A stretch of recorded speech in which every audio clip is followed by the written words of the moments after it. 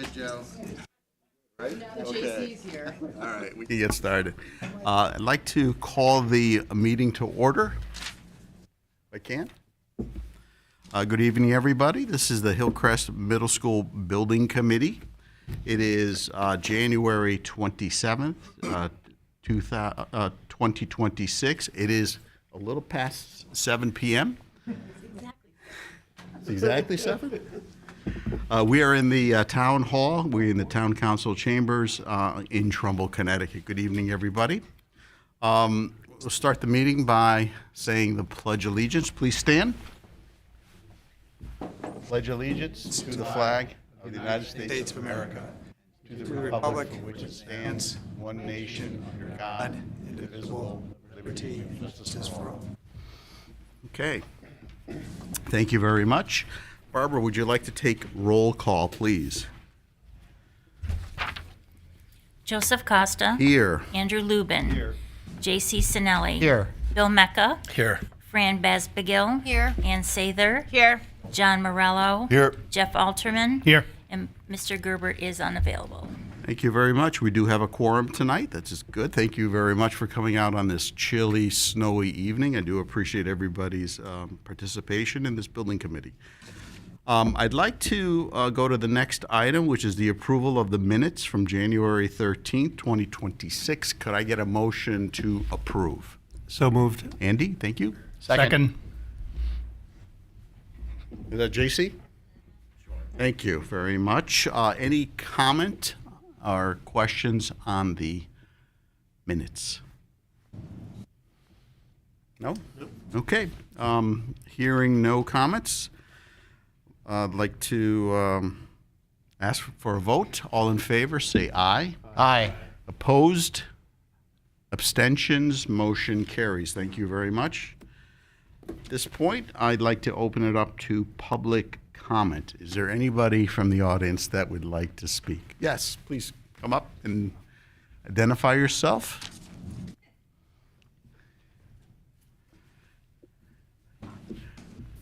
Good evening, everyone. Marty Semmel, Superintendent of Schools. First, I just want to say thank you to the building committee for all the work that you've been doing on the new Hillcrest School. It's a tremendous amount of work, and I appreciate all the hours of the work that you're doing. I do want to just, it's comment, but I do have some questions within the comment, and you can, I guess, decide to answer them or not. But as I continue to review the Hillcrest building work, there's a lot of great work being done, but a major concern that I continue to see is the potential utility costs. So I know that a decision was made to move forward with geothermal, which was great, but then I was reading the minutes in your guys' last meeting, and there was questions about the PV. So my concern is that we may end up, or the building committee may end up creating a building that is not net zero. And it's going to be, my understanding, a completely electric building. And knowing electricity costs and knowing what we spend in electricity for schools currently, that would be a huge deficit, I think, to the budgeting. I also think that the community has some significant, I believe that the community believes that this is a net zero project. When we went out to referendum, we said that this should reduce utility costs. I am really hopeful that the committee is making it a priority to ensure that we're going to have as close to a net zero building as possible. And I believe that really comes down to being able to get the PVs likely on top of the building. If I'm at a budget hearing or meetings in the future years after this building is created, and I'm adding $300,000 or $400,000 to the budget for utilities, I'm going to be asked, why are you adding so much? My answer is going to potentially be Hillcrest, and that's going to set off a firestorm as to like, well, I thought it was supposed to be net zero, blah, blah, blah. So maybe you guys have had a lot of these conversations already, but we're getting to a point, I believe, that we need to make it clear that this is either going to have PV on it, it's going to be close to net zero as possible, or we're saying it's not, but then we need to make sure that the community is aware that this is going to cost a lot more in utilities. So I don't know if there's been projections done about how much the utility bills would be expected without the PV. I don't know what that would be. I'm not sure if you'd have that information, but I know there'd be a lot of draw, obviously, with all the electricity being pulled. So just want to put that out there. And my concerns that this not net zero, I think the community is going to be very frustrated, Board of Finance, Town Council, and others. Happy to stay up here or just simply make the comment, whatever your call. Yes, thank you, Dr. Smil. We appreciate that. Are there any other comments about the work that we're doing besides the PV that you want to address tonight? Nope. Okay. Well, I'll start off by saying PV is a high priority for the building committee, and I know it's a high priority for your department as well as the town. What I'm going to do is I'm going to ask the design team to speak to what's in the job and what provisions we're making to receive PV, and then what we're going to be doing a little bit later tonight is reviewing the estimates that were recently done on the up-to-date drawings, the design development drawings, and within that estimate will be allocations for PV, and we'll have a better sense of how our budget is looking and the probability of having PV within the budget.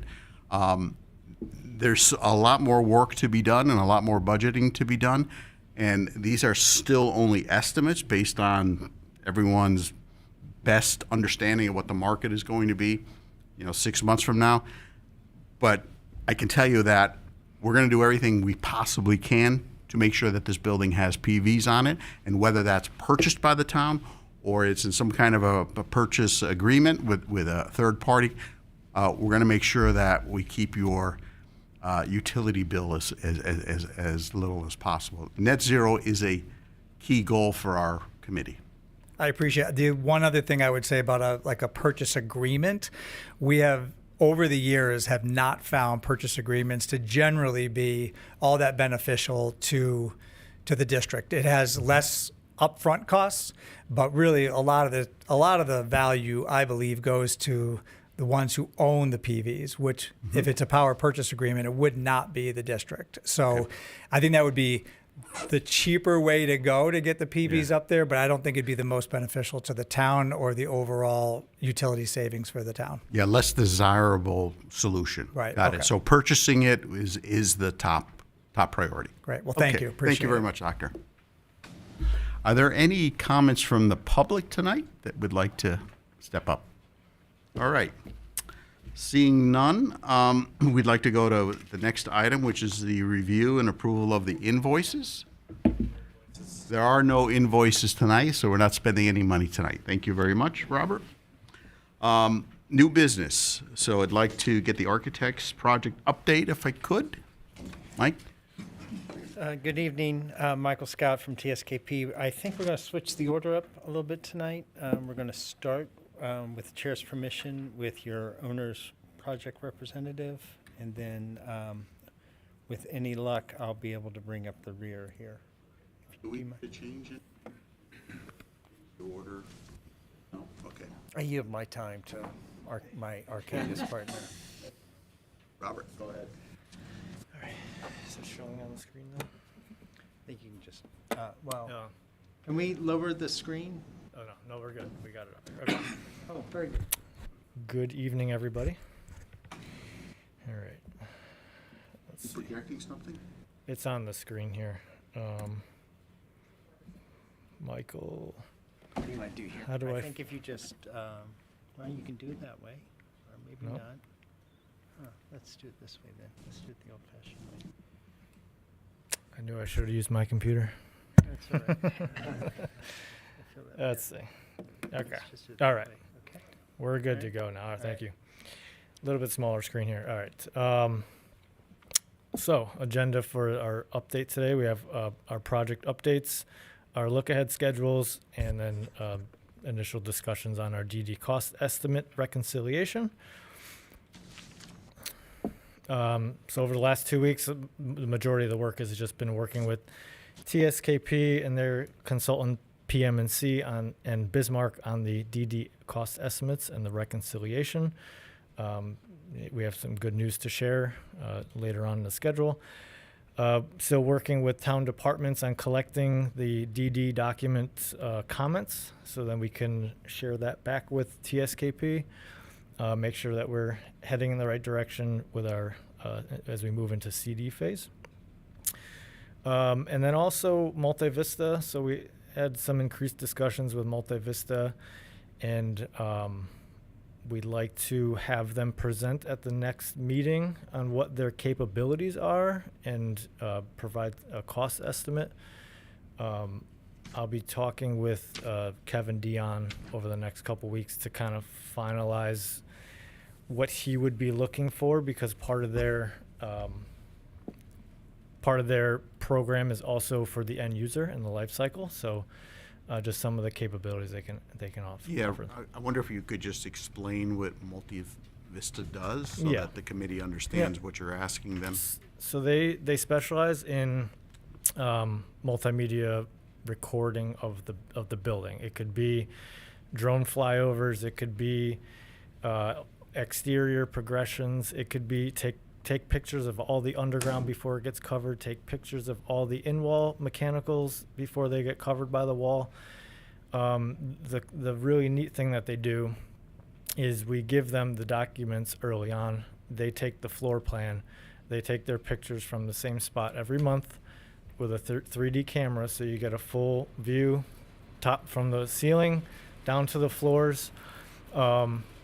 You can refer back. You can pick that spot. You can scroll through month by month. It's been a really valuable tool on our side. Construction managers, OPMs, we're on site. We take pictures.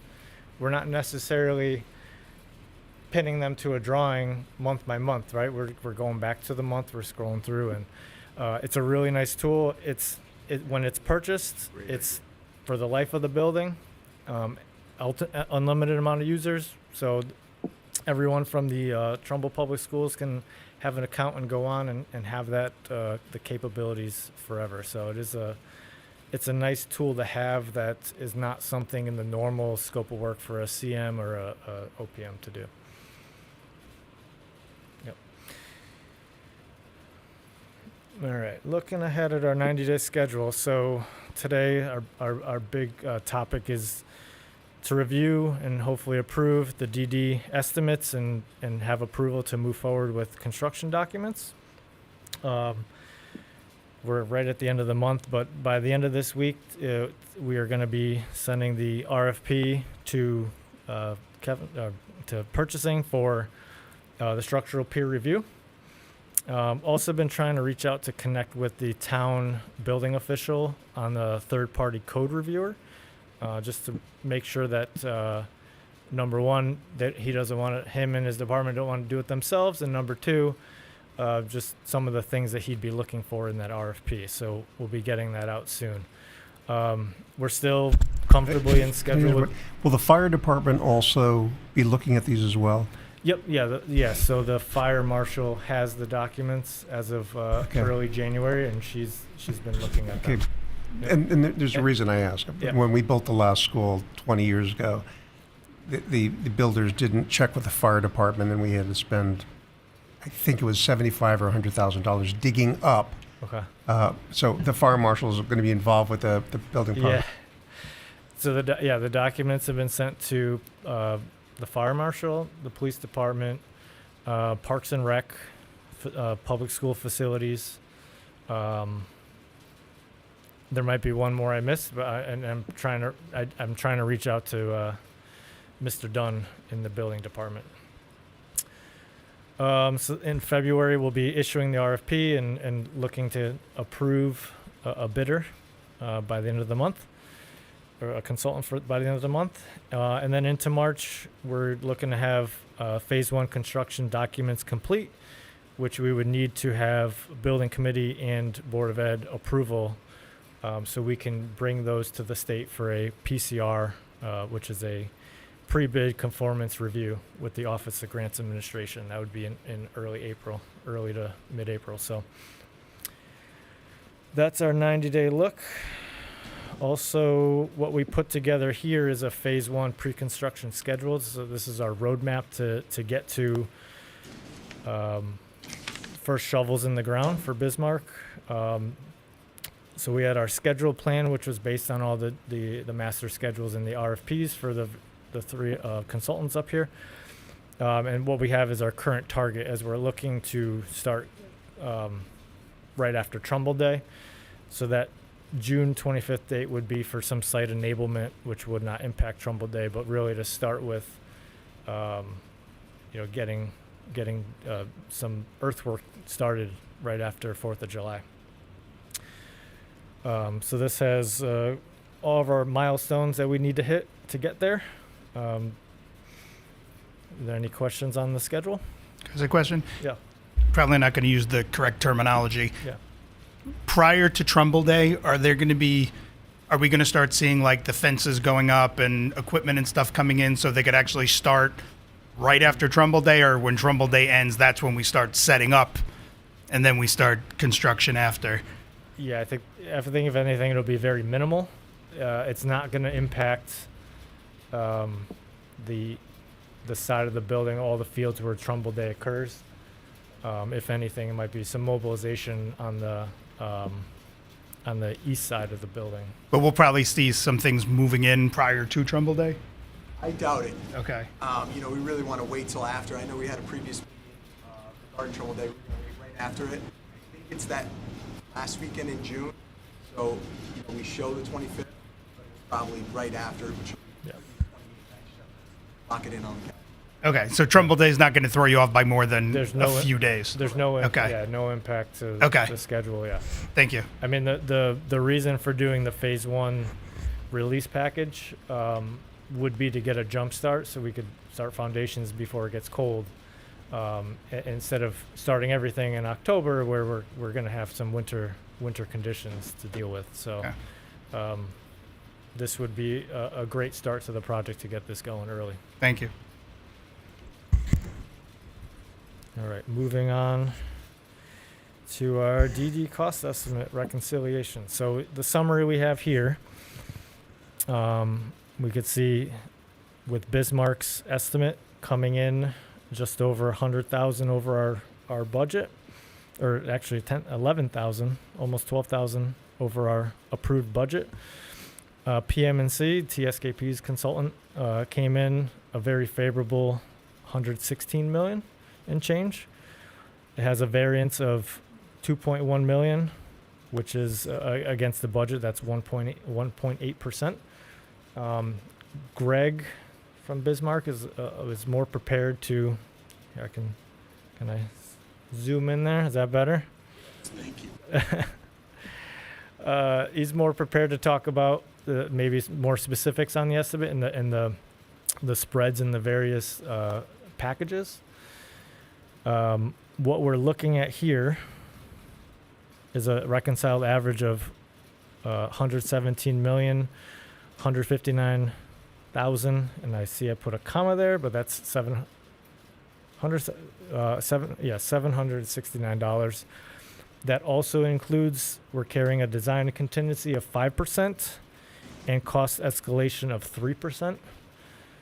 So we still have some contingencies there to finalize as we finish CDs.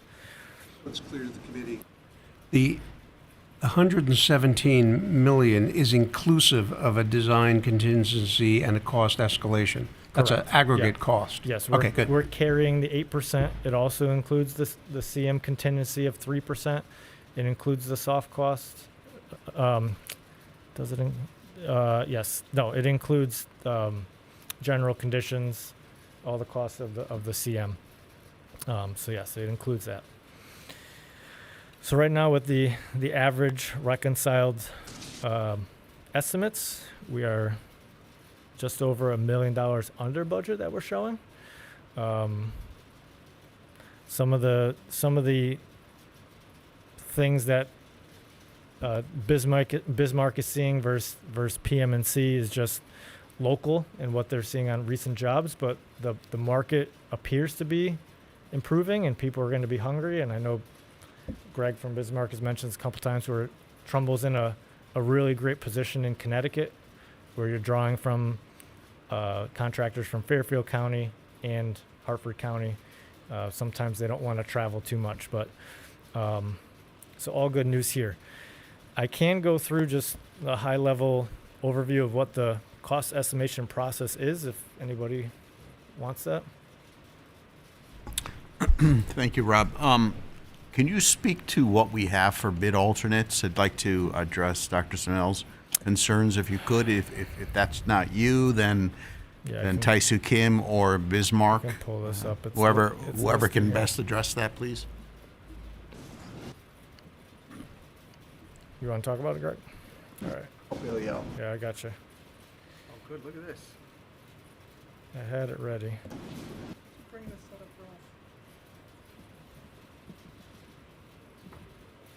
Yank the cord out. All right. You're already there. So we had one thing we were talking about just before was priorities. You know, we do have the PV here listed first at 2 million, and then we haven't put these in any specific order, but these are the listed alternates right now.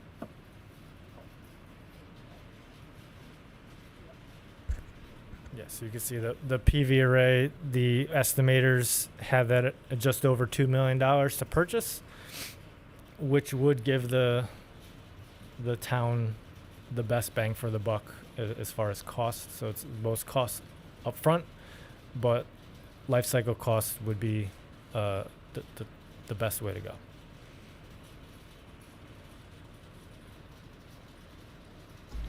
So that $2 million that you're showing, that's the actual panels themselves, right? Correct. Yeah. So are there components built into the base? Yeah, so it's panels and the inverters. Okay. The project includes costs for all the infrastructure, so the pathways, the space within the panel boards, everything that's needed. So the cost is going to be the panels, the inverters, install of those panels on the roof. The structure accounts for the extra loads, everything that there shouldn't be any changes to the building proper if that add alternate is added to the project. Okay.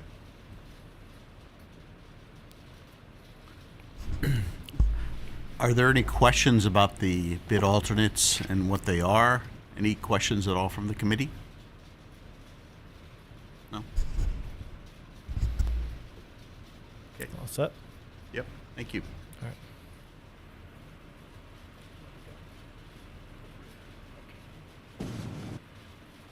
We're back to Taisu Kim. Okay. Thank you very much. I mean, we all recognize the importance of PV into the total value statement of this project. The only thing I would add to that is that $2 million price tag isn't necessarily an all or nothing item. If you only had $500,000 in bid savings, you could buy $500,000 of PV, and that would offset a quarter of your anticipated electrical load. If you had $1 million, you could do $1 million. At the end of the project, whatever owner's contingencies you have remaining, you can dump into PV. Obviously, well, maybe not obviously, I would note that the project doesn't include the inverters, so I wouldn't buy 3 PV panels because you have to, the upcharge on the inverters is quite a lot. But if you have available contingencies, you could do that. Okay? All right. Are there any questions about the PVs or anything else in those add alternates? The other thing I'll say about how the project is structured is we're carrying an extra $1 million in hazardous material contingency, and that's an upcharge to haul contaminated waste. We can't rush into the building and test for all the contaminants because you still need to use that building, and everything's covered, so you don't really need to know what's going on there necessarily until it's time to demolish and make a mess.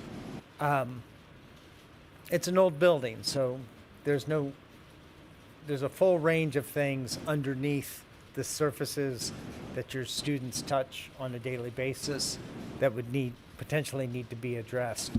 But if you don't use that, that's not money. That's money you're not obligated to spend, right? That's in your owner's contingency. So that would represent another $1 million potentially. Okay. I'm just going to show you some pictures of what that $118 million includes. So if I can use the screen again, that's great. And I think if I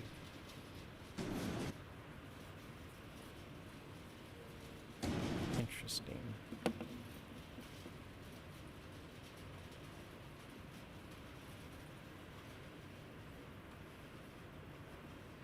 Don't panic.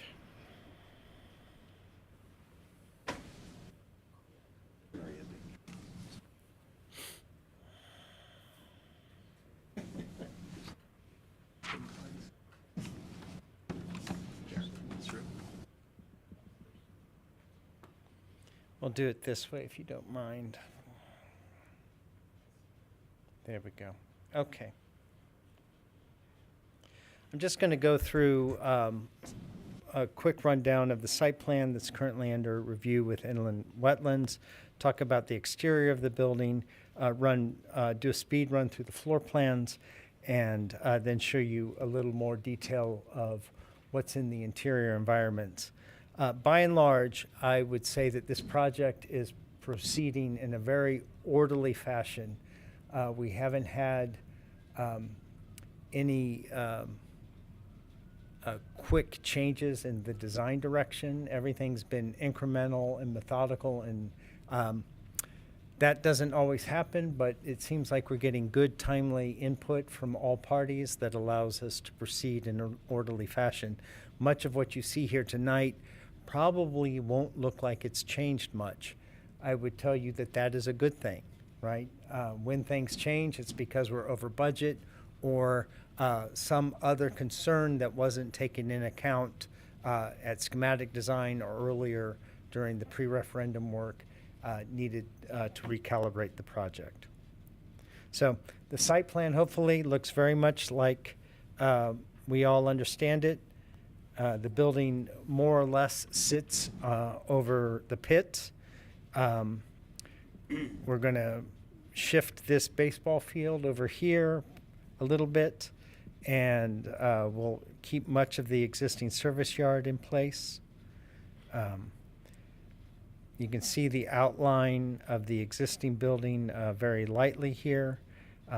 As the kids move into the new building, we'll incrementally start to demolish that, and we'll build the new parking lots, the new field, the 200 by 360 foot field you see there. That will replace what's in the pit. If you have additional monies available, we're still tracking that ad alternate for the additional field towards Daniel Farm Road, and even pickleball courts as part of the athletic piece. And then lastly, given that the new parking is brought close to the new building and somewhat remote from the rest of the campus parking, you'll have the opportunity to create additional parking up near the connector road for use on the weekends for the field or for additional overflow parking for the high school. Because you'll recall that right now a certain number of the Hillcrest parking spaces are permitted to high school drivers.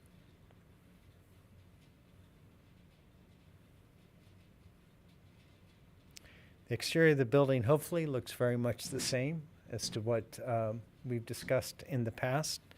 We're using more or less the same massing. We've altered what the entrance to the building may look like slightly. We used to have a valley right underneath, right centered on the entrance, which was both figuratively and potentially literally depressing. So we created instead an east-facing flipper, which will bring a nice light into the entrance vestibule and will also play into the gymnasium experience, which we'll show shortly. Michael, can I ask a quick question? I know, this is not something that I raised, but it was raised early on in the process with potentially having some sort of, not scaffolding, but some sort of scaffolding in front so that for younger students, if teachers were outside, they had some sort of cover rather than just standing there with an umbrella. I mean, I'm sorry? Canopy? Yeah, some sort of Canopy. canopy. We can, I do remember that request. We extended that entrance canopy there so that teachers can monitor both the bus and the car loops from this position here. But if there's a desire to pull something out into the landscapes, say out here or over by the buses, we can look into that.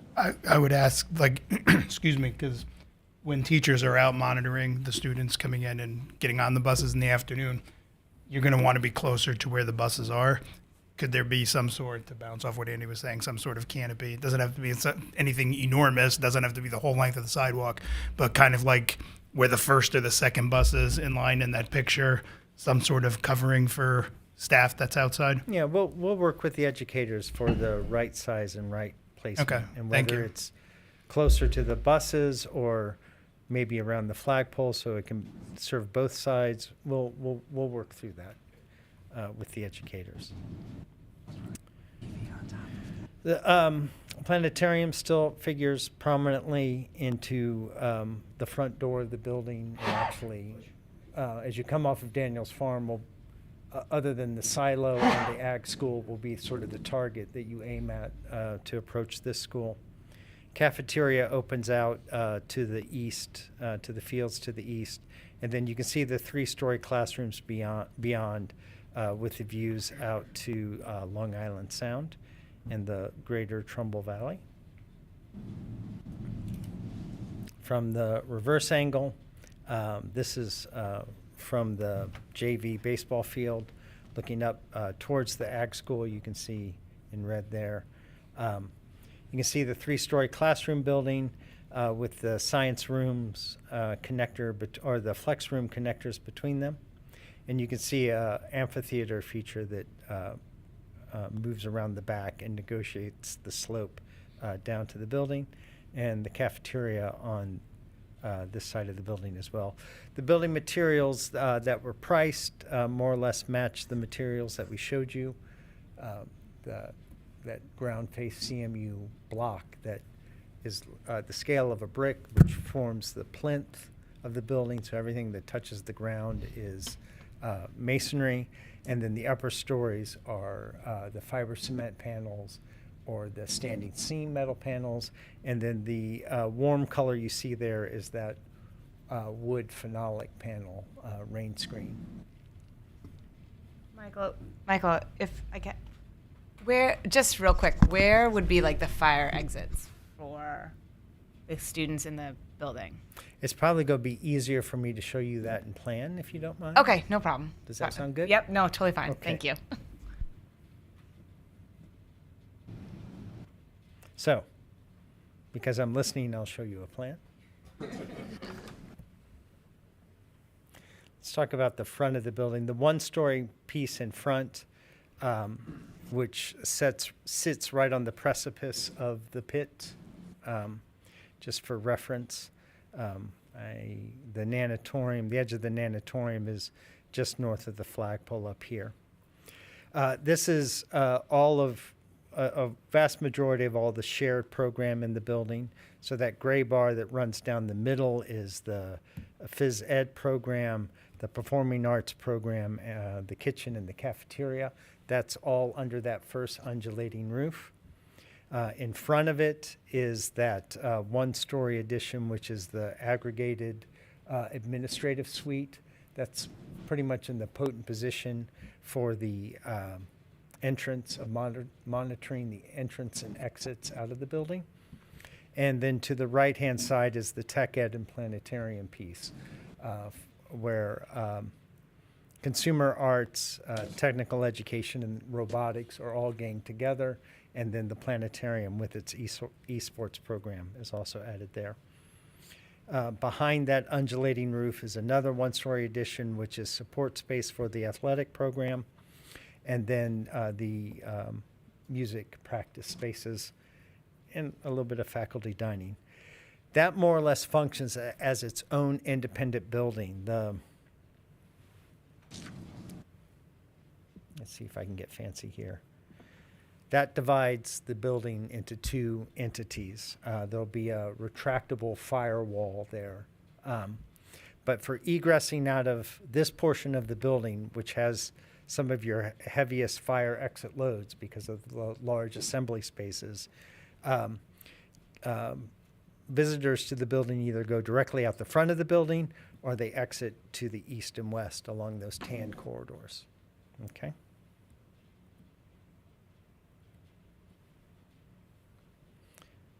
Moving on through the building, then you get to the 3-story portion. You can see the amphitheater off to the right-hand side, so you know that grade is dropping. Can you go back to the gymnasium for a second?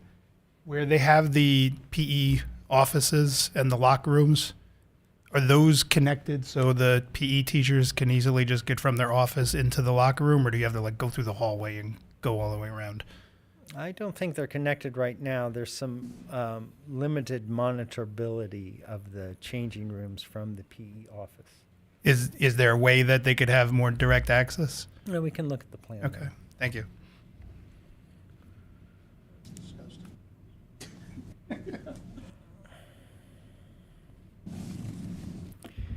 This is the 3-story portion of your building, probably most likely organized by grade. So 1 grade per level, and you can see the structure where each team has its own wing for that grade. Again, hopefully this all looks pretty familiar, where you have your core classrooms for each team around the outside of that C shape. Each team has access to its own dedicated science room, and then the inside of that C shape is lined with all of the special support spaces, the supplemental math education, the small group instruction, the reading, the stride classrooms, all sort of hover around the middle. The white piece in the middle there is actually the Library and Media Center, which is flanked with another makerspace, a multimedia production room. Between each of these teams is that Flex Lab, flexible classroom that you saw clad in the wood from the exterior renderings. 3rd floor is very much the same, other than the building's very small at this point in time. The media center drops off, and the flex classroom is moved into this connector space here. Each of these long wings that are the teams culminates in an open corridor with a view out to the sound and a small breakout space for supplemental group work instruction. This wing operates very much like the previous wings, where there's fire egress at the end of each of those long corridors. That center stair that connects through the media center is an egress piece. And just to prevent the idea of a dead-end corridor when that fire door is closed, and to allow easy access to the amphitheater from the inside of this wing, there's an additional 1-story staircase that drops down in this location in front of the amphitheater. Okay? So out of the 3-story portion of the building, there's effectively there's 4 stairways and 1 main exit through the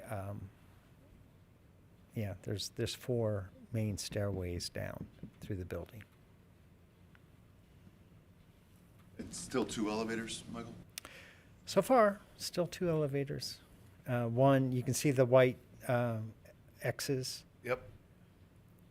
We've also added in the every floor has a sensory room, which is just a place, small room that's monitorable from the hallway where a student can go and recenter. Hey, Mike, could you point out the staff and student bathrooms, please? I could try. Let's start with the classroom wings because they're pretty straightforward. Each team has access to their own gang lavatories. In addition, you can see the teacher workroom. See if I can start to draw on this. Teacher workroom here with a dedicated toilet room there, and then an additional one in the hallway across from there. And then as we move up here, you see an additional single-use toilet adjacent to that team. The special ed spaces have their own dedicated toilet facilities as well. We're not seeing if you're highlighting it. Oh, well, let's see. Let me zoom out a little bit. And I'm just going to put a little dot by all of the toilets. 1, 2, 3, 4, 5. This is for the classroom wing on this floor, right? Those are gang and single-use toilets. Of course, up in the main assembly spaces, we have 2 large gang toilet facilities, as well as an array of single-use facilities centered around administration and over by the planetarium, because the planetarium kind of needs to operate as a standalone piece.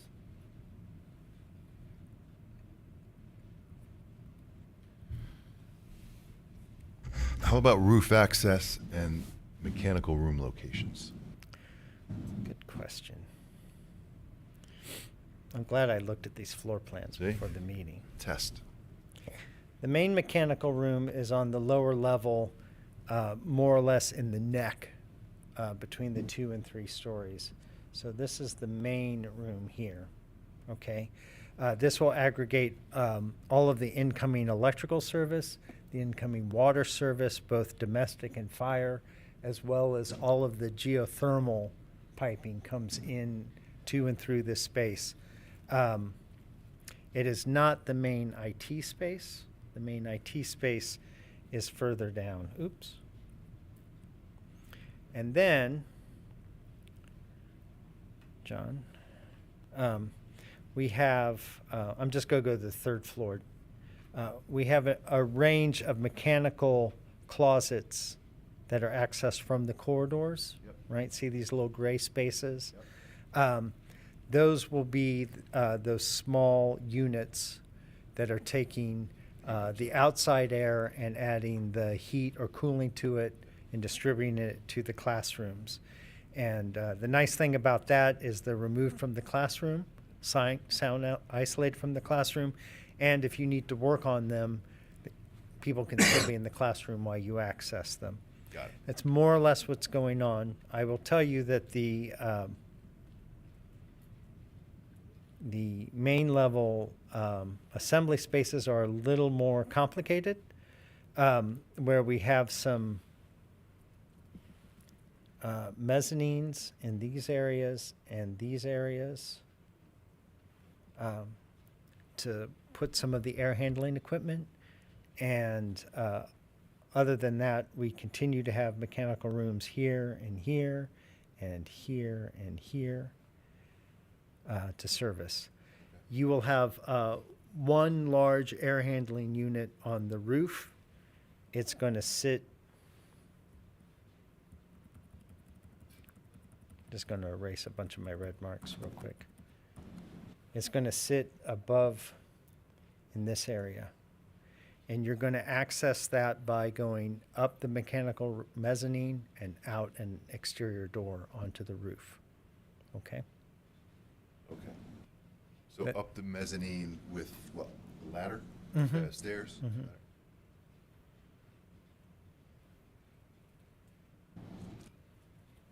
Okay. So far, so good.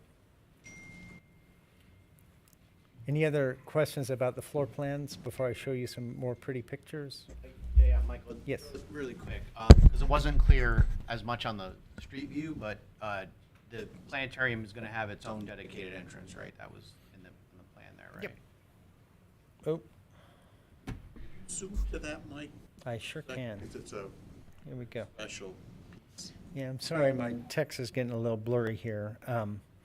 When I export this to PDF, it tries to maintain the file size here, but this is an exterior, let's see if I can use a highlighter. That's an exterior plaza, but then you come into the building, you can see doors here and here to control access.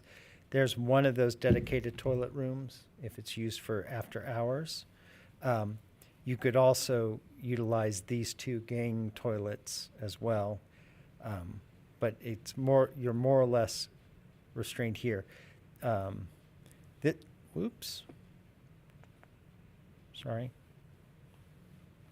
Again, don't panic.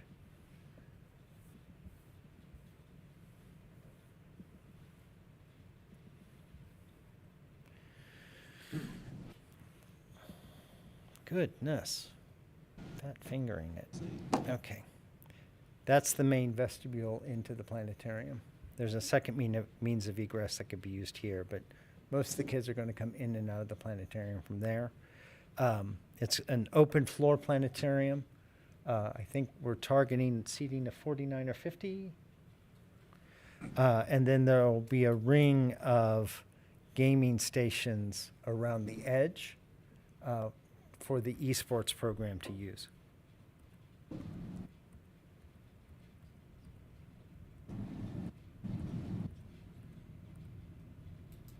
Okay. All right.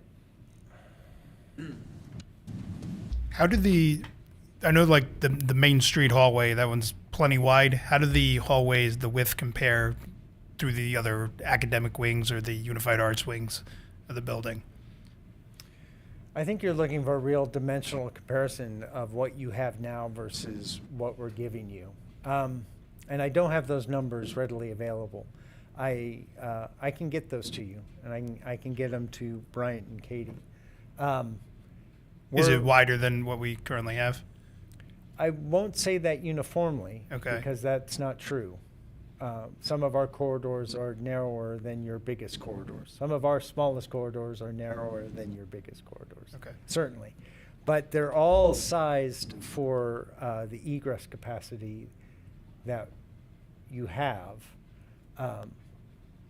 My concern isn't as and great then because you have the teams separated, so it's not like you have the 8th grade coming through the 7th grade hallway like we have now, which is clogging. So it's not quite as much of a concern. I was just curious how that compared. Yeah, I just want to compare, for instance, I'm speaking anecdotally here. And I can give you dimensional specifics later, but for instance, all the kids that have to go to these specials right here, and maybe I should zoom in real quick. That's very different than the condition that you have right now, where you have an entire grade coming down one of your corridors. Right. And often crossing paths with an entire grade trying to head in the other direction. Correct. When that happens in this building, that happens in this location, which assuredly we are much wider than what you have right now. Okay. And in fact, this corridor is sized for an entire grade worth to move through and satisfy the fire marshal, okay? And it's sized for good egressing from these large assembly spaces, okay? So you're not going to have that pinch point that you have right now outside of your classroom, all right? But don't be surprised if that corridor, for instance, is about the width of one of your current corridors. But I'm telling you that the load on that corridor is so much less than the corridor outside your classroom. That's what I was saying. Yeah, you're not going to have the crossing in those spaces. But, I mean, that's a very loose and conversational answer to a very specific question that you asked. And I can give you actual dimensions of these corridors. And I can feed it through Brian and Katie. Okay, thanks. Okay? You just don't want me to show pretty pictures. It's killing me here. Randall is only going to pay me if I show you pretty pictures. That's why he sent me. That's why these people work so hard, was to get to the pretty picture. This is that main corridor, right? This is the main thing. This is the corridor that's unlike what you currently have. This is the corridor that you need for 2 grades to pass simultaneous. We are right at the amphitheater, so we've just passed through the firewall. We're in the neck of the building, so it's still 2-story, but right where that purple wainscoting starts, that's where the 3-story starts. And so you're looking at sort of an entranceway into a grade level, and you can see the big communicating stair beyond. And as you pass through the neck, you have a nice view of the athletic fields and the amphitheater beyond. And there's one of those quick stairs to get down that's really going to act mostly as a convenience stair to access the amphitheater. If you move a little bit further down that corridor, you arrive at the large connecting stair that runs through the 3 stories. It's centered on that media center that looks out to the west. So you're looking down into the media center and out to the courtyard beyond. And you can see some loose seating and breakout spaces that could be used if for breakout study or group work, or it could be used as a common area outside the shared flex room that each grade has access to.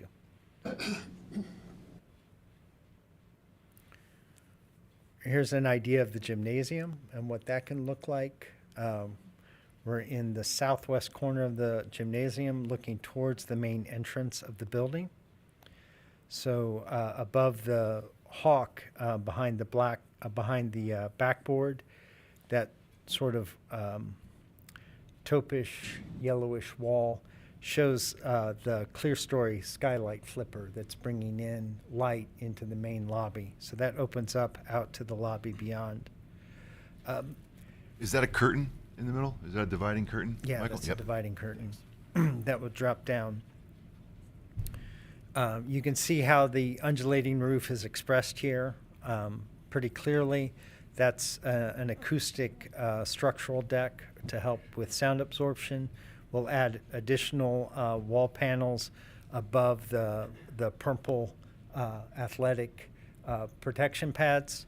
I'll also say that this, as it's shown right now, is more or less in competition mode, which means that bleachers are only extended behind the main goals and only modestly along the sidelines. So in other words, you only pull out when you want to have a middle school competition in this gymnasium, you'd only, along that long side, you'd only pull out like the first 3 bleachers in order to get your seating capacity up to 300. But if you're having a big stepping up ceremony, you're going to fill this floor with loose seats for the graduates, and you're going to extend that entire north bank of bleachers all the way out to get the seating capacity up to its full seating. You can't have those north bleachers fully extended and have a competition court.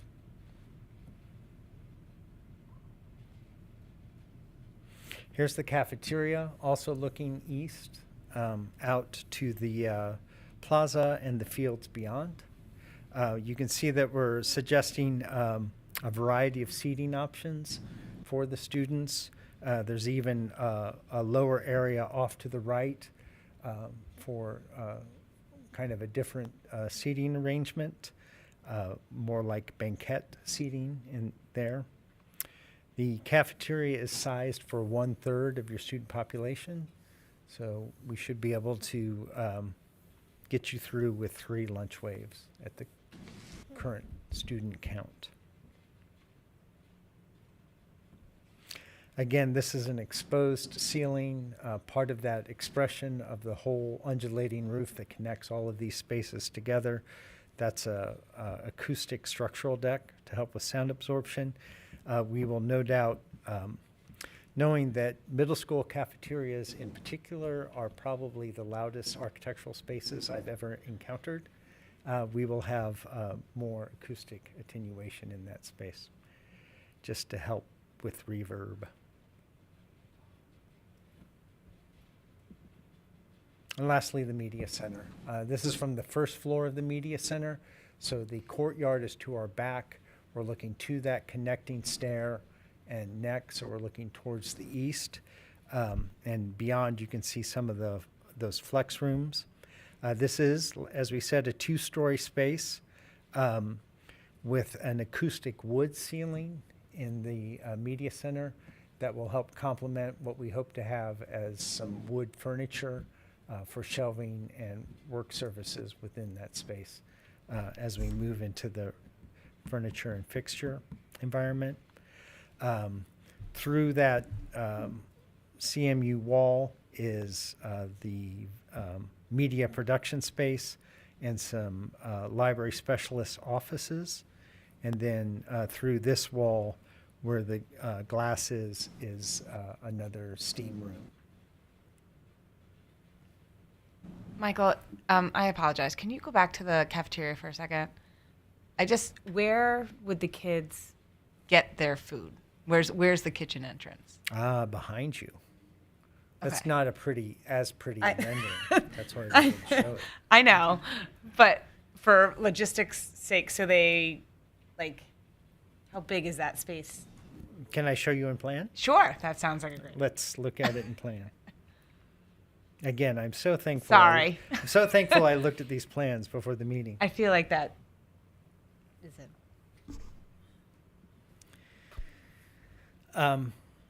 We can work this out more with the educators. We would recommend, in general, in this wing during lunch waves, a clockwise or counterclockwise rotation. But for the sake of this argument, let's say we're going to go counterclockwise because I'm left-handed.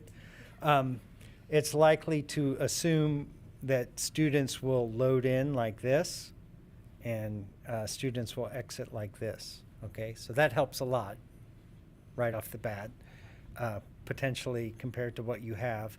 And then we're not showing the equipment here. We have pretty good drawings of this in our DD set, but let's see. Oh, sorry, you can't see what I'm pointing at. This will be a roll down grill so that if you use the cafeteria after hours, your kitchen won't be exposed to capricious use. But we're working with your food service provider to really create much more of a food court servery piece rather than a cafeteria service line. We will have, I think I need to start using the thinner pin. Let's see if I can do that super quick here. Oh! Pay no attention. Again, don't panic. I can't. My finger is far too fat to do this. Kids will come in like this and like this. They'll access the food court and then they'll come out this way through the middle, and your food service providers will wheel out point of service cash registers during lunch waves past that line to process the payment. Okay? Michael, where's the Where's the loading dock? for deliveries?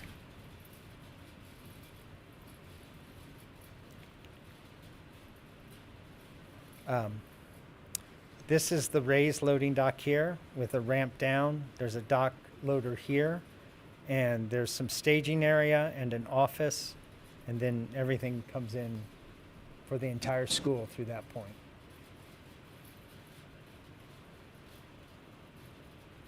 I'm just going to remove some of my markups.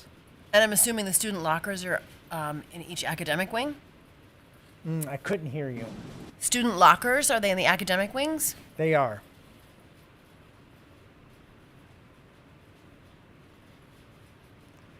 They're a little hard to see in this resolution, but that funny fuzzy stuff on the north end of that corridor are lockers for the kids.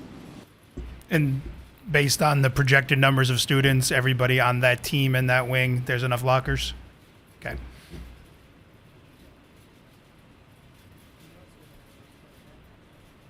They are now, yeah.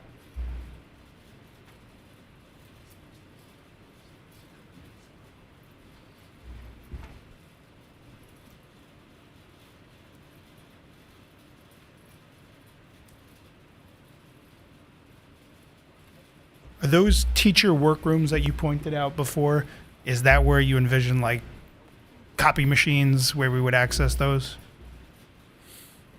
Where are our copy machines? Are they in the teacher workrooms? Okay. Some in there, but it's mainly like sinks, cabinetry for the teachers to go just decompress, collaborate, discuss, Okay. return back to their class. An actual workroom that also has refrigerator, millwork, cabinetry, things like that. Probably a coffee machine. Yeah. So this would be a light kitchenette piece. In reality, the faculty dining will have the full kitchen, the full refrigerator, and much larger seating.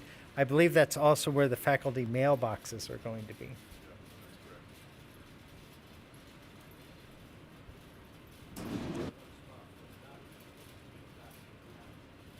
Yeah, there's teacher workrooms on every floor. Did IT get involved though? So far, yes. Jeff Van Steenbergen, yes. Yeah. And admin has their own copy room as well.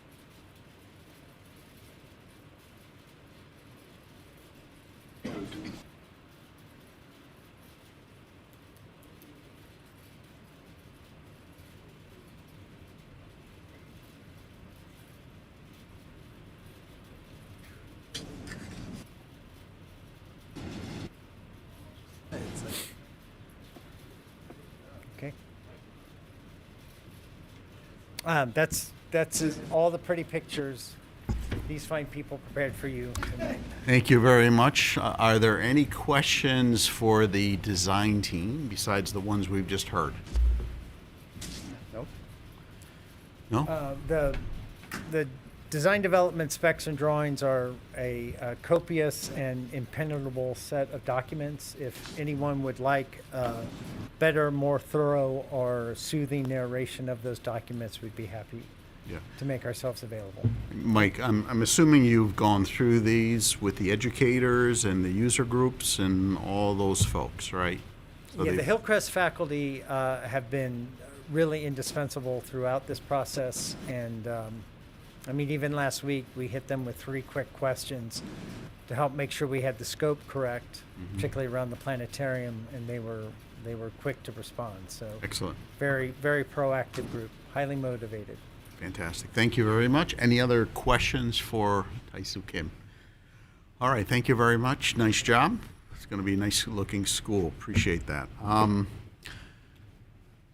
You all set, Rob? Do you have anything else? I'm going to ask our construction management team. It'll be Greg tonight from Bismarck. Greg. Good evening. Let's see.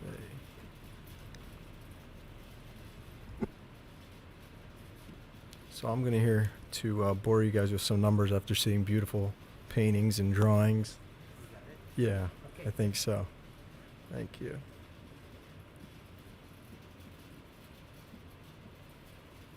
Okay. And then to stream it, Michael, I saw that. Would you hit the stream? What do you want to do? Just trying to put it up on this. Oh, there it is. They I'm on do- the screen. they do Automatic. it. Ah. We don't do it. You just Like have that. You have to do this. Yes. It happens. She comes through. Yeah. Thank you. Well, since the holiday, we've been busy. Putting through some numbers, going through everything. You know, I just wanted to highlight what reconciling these numbers come together. It's our third-party estimator, who is PMC, and us. We come together, and we go through each layer of the project, looking to see where the differences in the delta be on the specific project. We could go through each number, but I thought it would be beneficial just to really see the final delta that I ended up sharing in this packet. Oop. I think it's...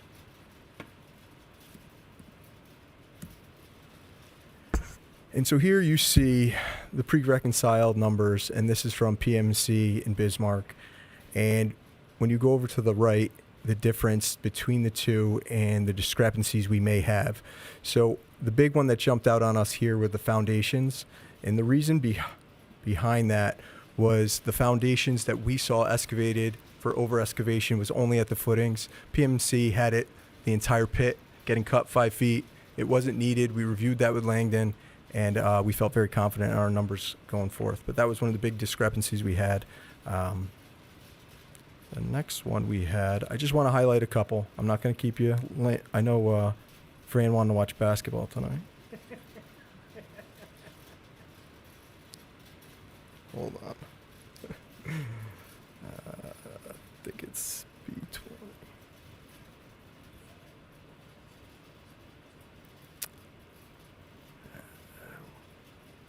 One more. So this is the exterior closure in uniformat. One thing were the quantities were just off on what we saw and SPMC. One thing, we had the 10% on cuts on the brick, the phenolic. I think some phenolic got added in some of those pictures, but we'll leave it there. Oh, please. Some fiber cement adjustments, but those are minor, just the quantities and the cuts and percentages that we saw.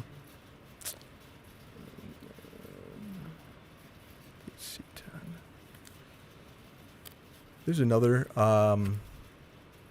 large difference we saw. When it came to the chipboard, it was a lot of means and methods with the high ceilings on the third floor, meeting the deck. It was more means and methods than anything else. I know we saw the doors. We just had a different value on unit. So, if someone's carrying $1,000 a door, the other one was carrying about 30% less. So that was just the adjustment on the doors. Last one I'm going to bother you with.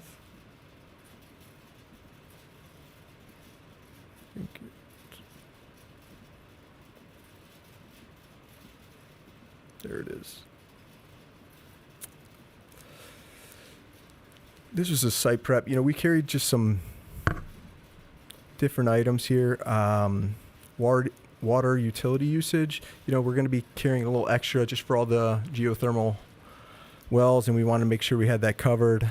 We did also have in here the temp heat, the temp enclosures, stair towers on the both sides of the building while we're working. So there's some numbers there. But like I said, we came to a pretty good overall number, as Rob shared, at that 117, 118.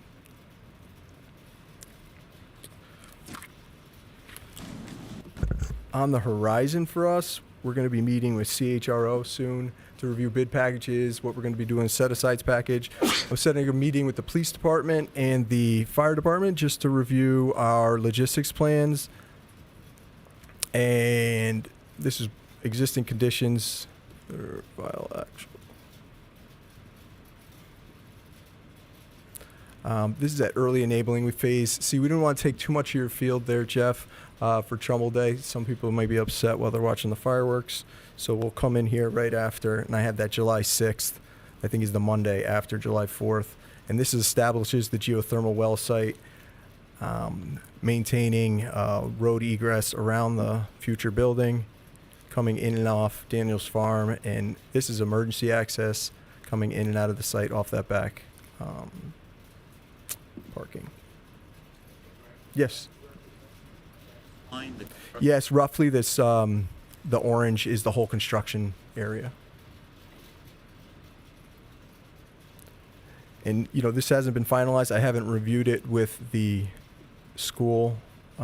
These are some discussions we'd like to talk about. It's in even Mike King, when you'd like this field back. We did think of it as an option to return it about a year and a half later to try to get him back in on stump field, they call it. It's just an option we were putting together. And then April 28th, as we turn over the school, we did think maybe we get a jump start on this parking lot to help us alleviate workers in the front lot, but this is just an option. These are all things that we're working through.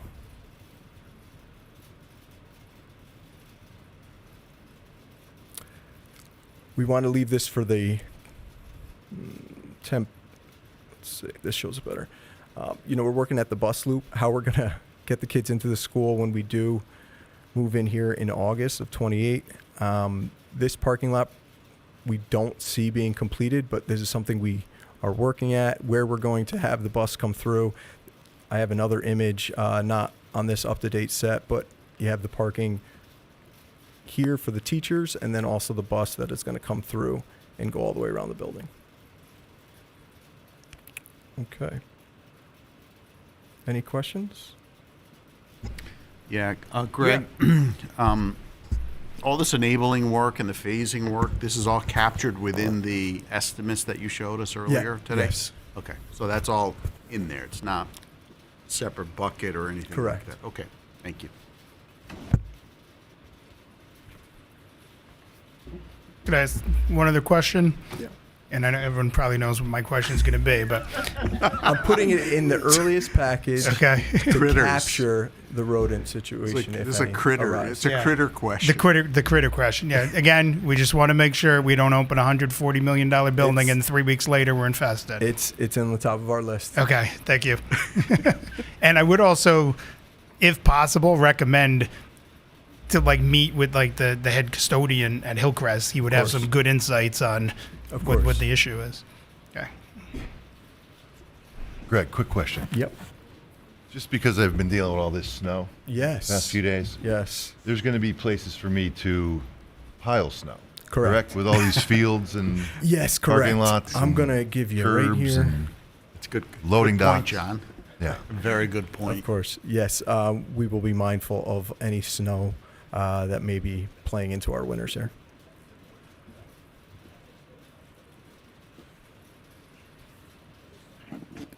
All right. Kevin, are you saying it's not going to snow anymore?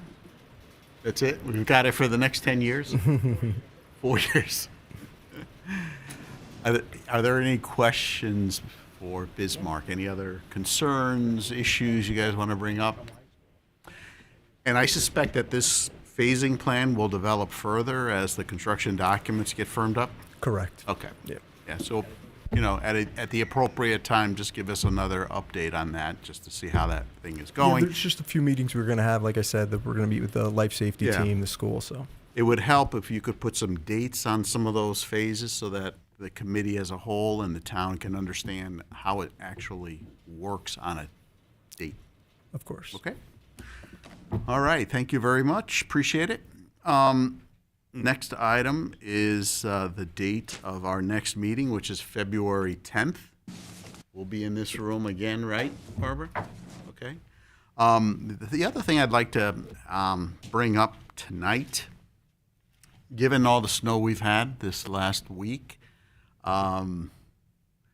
what is the protocol that we have if a meeting gets canceled and we have to convert it to a virtual meeting? How does that work? I think Send out. There's a notice issue, right, Ann?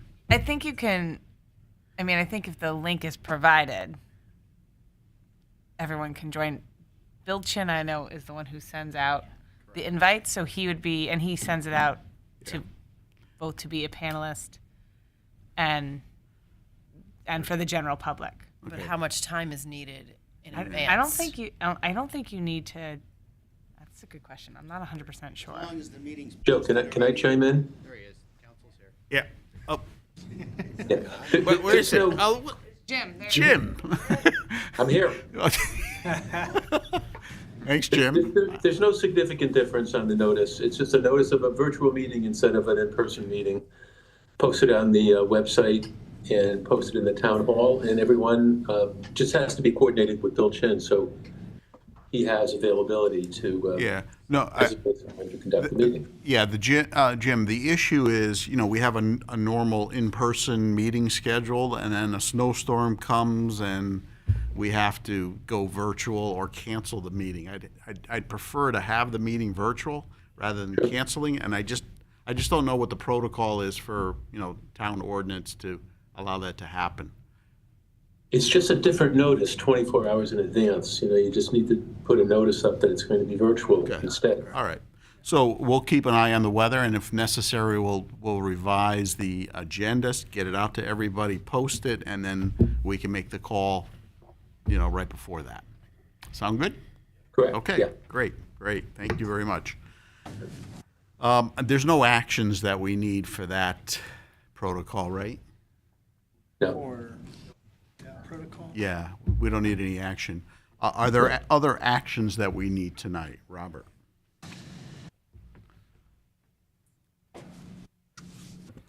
So with all the news shared and the reconciled costs and the latest updates, we are looking for consensus from the building committee to approve the reconciled estimates and move forward to construction document phase. Could I get a motion to approve of the estimates and authorize the design and construction team to move into the final phases of design, which are construction documents? Could I get a motion for that? So moved. Okay, JC, do I have a second? Second. Are there any discussions, any questions about what that means or anything like that? Nope. Okay, all in favor say aye. Aye. Opposed, abstentions, motion carries. Plow ahead at best speed. Okay, guys, thank you very much. Could I get a motion to adjourn if there's no other business tonight? Bill, do you want to make a motion? Sure, I'll make the motion to adjourn the meeting. Okay. Second. Second. All in favor, say aye. Aye. Abstentions, nays. Motion carries. Thanks, everybody. We'll see you in 2 weeks.